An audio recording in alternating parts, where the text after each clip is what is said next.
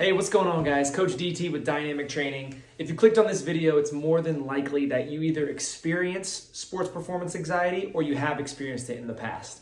Okay, so when I put this video up on, when I put this question up on Instagram, we had tons and tons of responses of athletes that are experiencing an 8 out of 10, a 10 out of 10, and really high, extreme, severe cases of sports performance anxiety. So in this video, what I'm going to do is I'm going to talk to you about 5 different topics or 5 different major points that are going to help you overcome sports performance anxiety.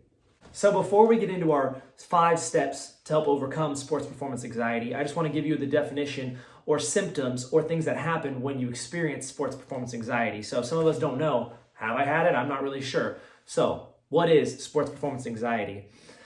It's the feeling of butterflies or knots in your stomach. It's an elevated heart rate, fast breathing, muscle tension, paralyzing terror, cold sweats, clammy hands, and negative self-talk.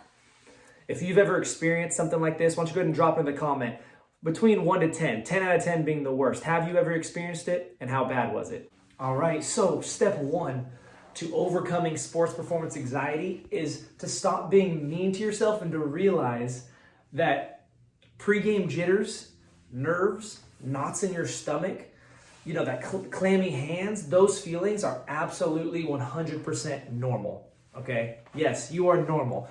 All of us as athletes have experienced sports performance anxiety or nerves or pregame jitters to some extension. Some of us maybe 10 out of 10, some of us maybe much lower at like a 4 or a 5 out of 10, but what I want to express and make known to you is you are normal and everyone experiences this.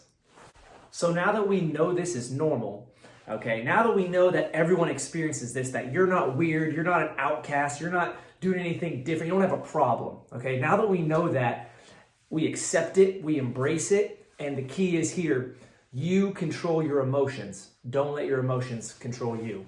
As an athlete, whether you're playing in the junior peewee programs, at the high school, college, or professional levels, you are going to be under some form of stress. You are going to be under some sort of pressure, right? The bigger the stage, the bigger the pressure. Emotions, you can't control the emotions that are going to fly in, meaning you can't stop them. You're not just going to never feel emotion. I promise you, Tom Brady, LeBron James, some of the best athletes in the world still have pregame jitters, but they don't let those jitters and those emotions control them. They control those jitters and they use it as fuel for their performance. All right, so step two to overcoming sports performance anxiety is practicing visualization.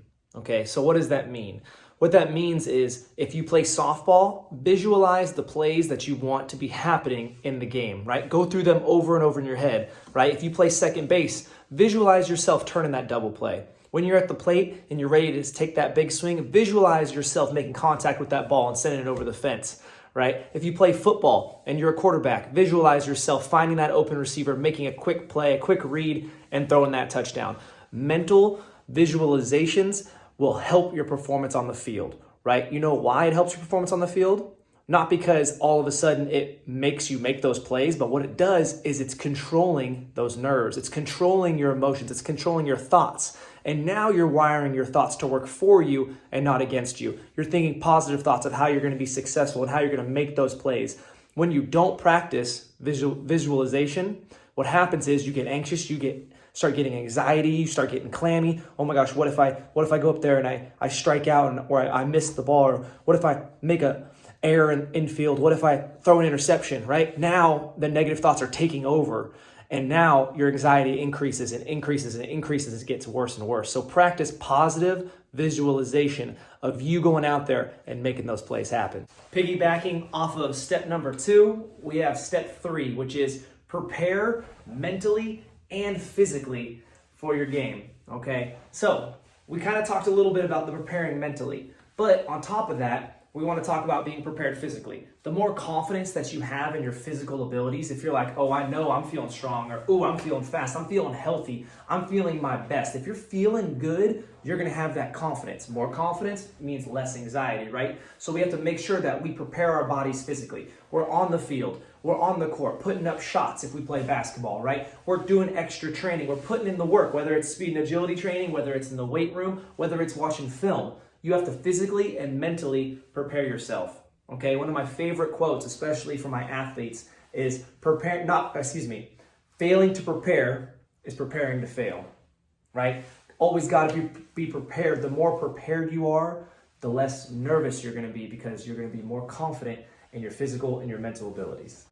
Step 4 for how to overcome sports performance anxiety is something that myself and Coach Ashley do on the regular. I don't want to say the daily, but we do it very often. And what that is, it's performing deep breathing, okay? Now, this isn't just with sports. This is with life. Whenever you're feeling overwhelmed, whenever you're feeling stressed, whenever you're feeling anxious, or like you feel like you're having anxiety, right? And you feel like it's increasing, me and Coach Ashley, we look at each other and we go, 3 deep breaths. And we,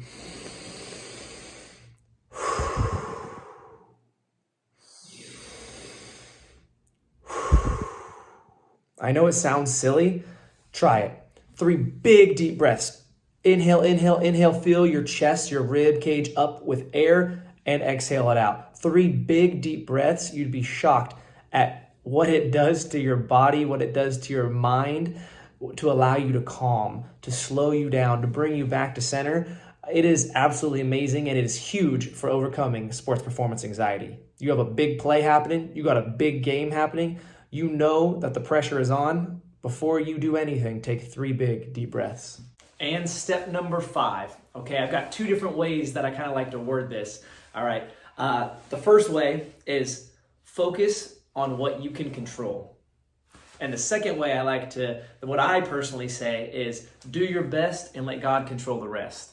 Okay. A lot of the times, anxiety, stress, the sense of feeling overwhelmed comes from a place where we think we have to do it all. We think that we have to control every scenario. And if we're not in control of every scenario, then our anxiety skyrockets and we become stressed out and anxious.